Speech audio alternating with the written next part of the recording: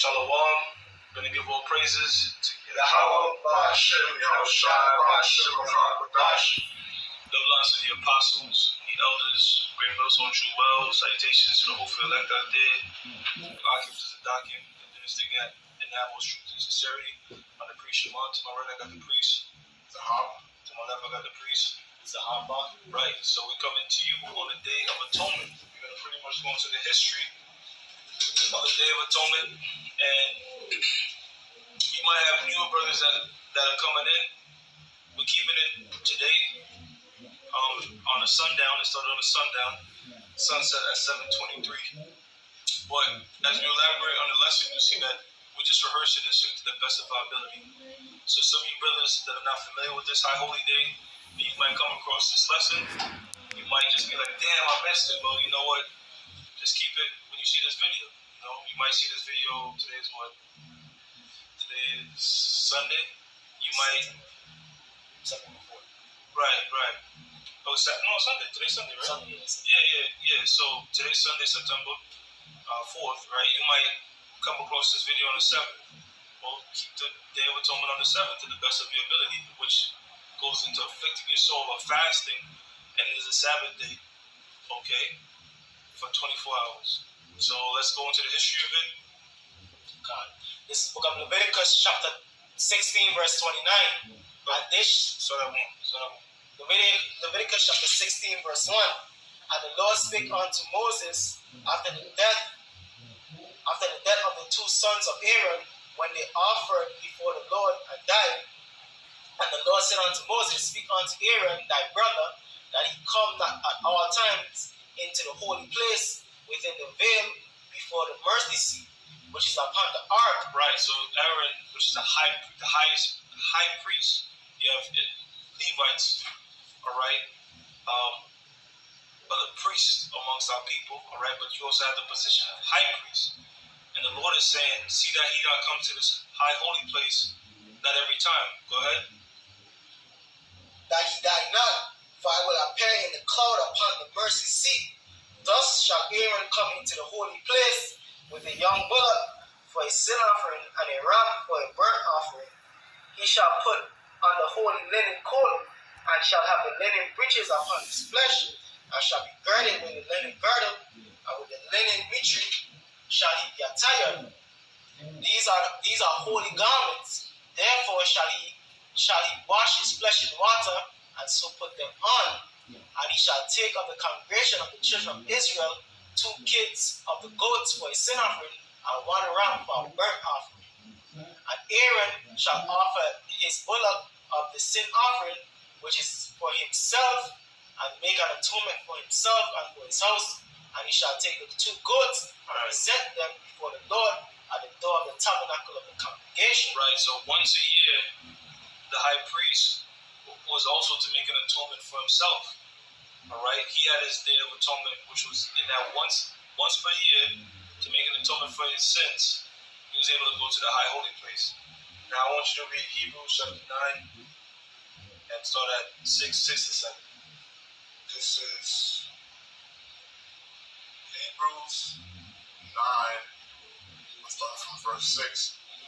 It says, now when these things were thus ordained, the priest went always into the first tabernacle, accomplishing the service of the power. But unto the second went the high priest alone. Right. So you had the priest, and then you had the high priest alone.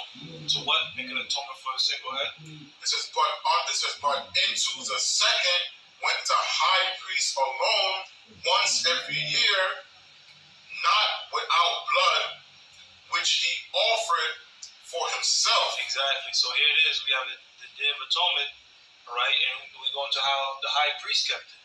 All right. He had to make that sacrifice in the most holiest holies, which where the high priest would go, all right, to make a sacrifice for his sins, man. Once a year. Other than that, he ain't going up in there in the holiest of holies, man. All right. So prior to Yahushua coming on the scene, because we're gonna, elaborate later towards the end, that truly Yahushua made an atonement, all right, for the nation of Israel. We don't necessarily have to keep the Day of Atonement, but we just rehearsing the righteous acts, Go ahead, brother. Now, Leviticus chapter 16, verse 8. And Aaron shall cast lots upon the two goats, one lot for the Lord, and the other lot for the scapegoat. And Aaron shall bring the goat upon which the Lord's lot fell, and offer him for a sin offering.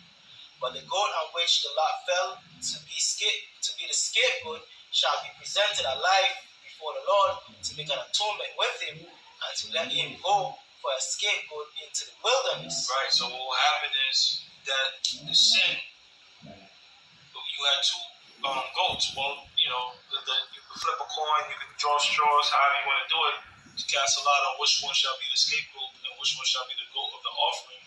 All right? And the lot that fell on the scapegoat was pretty much that scapegoat will bear the sins of the nation of Israel. All right? And you'd have a man that expertly knows the wilderness and how to navigate. All right, bring that scapegoat into that wilderness, and that's where that scapegoat is going to be, bearing the sins of the nation of Israel. Go ahead. Yahushua was the ultimate scapegoat, man. All right, he bear the entire sins of the nation of Israel, man. And his blood was an atonement for everything. That's how come we don't do animal sacrifices. Now in the kingdom of heaven, we're going to be doing animal sacrifices again, all right? Because guess what? Not every animal sacrifice is sin offering. It's for sin. You can do different burnt offerings to the Lord, as a sweet savor. The first thing Noah did when they landed after the flood was what he did. He made an offer on the altar. There wasn't no sin offering, you see. So, that's also in the book of Malachi speaks about it. Go ahead. And Aaron shall bring the bullock of the sin offering, which is for himself, and make an atonement for himself and for his house, and shall kill the bullock of the sin offering, which is for himself. And he shall take a censer full of burning coals of fire from off the altar before the Lord, and his hands full of sweet incense beaten small, and bring it within the veil. And he shall put the incense upon the fire before the Lord, that the cloud of the incense may cover the mercy seat that is upon the testimony, that he die not. And he shall take the blood of the bullock and sprinkle it with his finger upon the mercy seat eastward, and before the mercy seat shall he sprinkle of the blood with his finger 7 times. Yeah, see, so it's going into the particular rituals that this high priest had to do. Anyone that was of the high priest of the nation of Israel, going into our history, had to follow these guidelines and to make an atonement for his sin in his house. Okay? Go ahead. Then shall he kill a goat of the sin offering that is for the people, and bring his blood within the veil, and do with that blood as he did with the blood of a bullock, and sprinkle it upon the mercy seat and before the mercy seat. And he shall make an atonement for the holy place because of the uncleanness of the children of Israel, and because of their transgressions and all their sins. And so shall he do for the tabernacle of the congregation. Right, so to make an atonement for the nation of Israel, all right, not only does he have to take care of performing the ritual for himself, he performs the ritual again for the nation of Israel, which is, we sin like crazy throughout the year, all right? So we try our best to make an atonement for those sins, okay? And it's done by afflicting your soul, which is fasting, okay?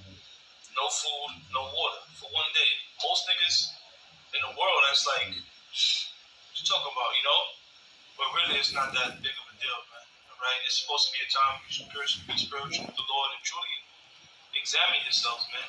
Examine ourselves. Examine ourselves, man. Saturday, the elder brother Barak, he gave a very motivational speech of exhortation. And the whole time he was speaking, I just had to look at myself in the mirror like, man, I gotta do more videos. Okay? Because 3 is not enough, man. I go to the gym 4 days a week. I prioritize it, so I'm like, why the fuck am I prioritizing going to the gym 4 days a week, but I can't do more than 3 shows a week? You know what I'm saying? So we have to ask ourselves that, are we truly pushing and giving our best effort to doing the word of the Lord? Because that's how we truly make an atonement, Because scriptures speak about the calves of our lips. This right here is a sacrifice. All right? God, verse 16. And he shall make an atonement for the holy place because of the uncleanness of the children of Israel, and because of their transgressions and all their sins. And so shall he do for the tabernacle of the congregation. that remaineth among them in the midst of their uncleanness. And there shall be no man in the tabernacle of the congregation when he goeth in to make an atonement in the holy place, until he come out and have made an atonement for himself and for his household and for all the congregation of Israel.